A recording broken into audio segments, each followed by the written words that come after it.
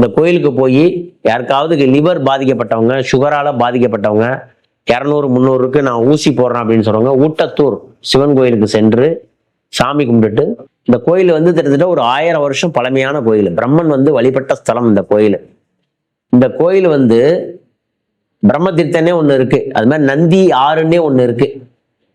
சிவபெருமான் வந்து நந்தி கிட்ட வந்து ஆர்டர் போட்டாரு, இருக்கிற எல்லா வர்ற நதியே நீ குடி, எது குடிக்க முடியலையோ அதுதான் சிறந்த நதி அப்படின்னு.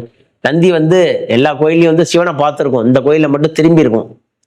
இந்த கோயிலுக்கு நீங்க போனீங்கன்னா நந்தி வந்து வந்த எல்லா ஆற்று நதி தண்ணீரையும் குடிச்சிச்சு, கங்கை நதியை மட்டும் குடிக்க முடியல.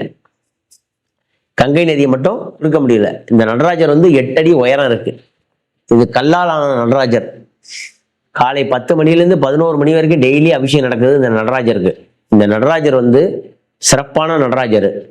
இந்த நடராஜர் வந்து 1 கிலோ வெட்டி வேர் மாலை வாங்கி அதை 48 துண்டுகளாக்கி அந்த கழுத்துல போட்டு அதை 48 துண்டுகளாக்கி, 1 கிலோ வெட்டி வேர் மாலை வாங்கி அதை மாலையா பண்ணி நடராஜர் கழுத்துல போட்டு அந்த மாலையை எடுத்து 48 துண்டுகளாக்கி அதை வந்து அவங்க நடராஜருக்கு எழுத்த மாதிரி கிணறு இருக்கு.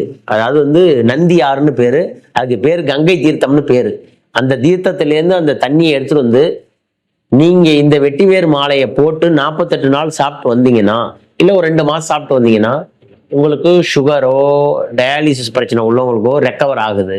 இது நான் சொல்லல, அந்த கோயிலே எழுதி போட்டிருக்காங்க. நீங்க வேணாலும் அந்த கோயில போய் பார்க்கலாம். அமெரிக்க டாக்டர் வந்து ரிசர்ச் பண்ணி கண்டுபிடிச்ச கோயிலுங்கிறேன்.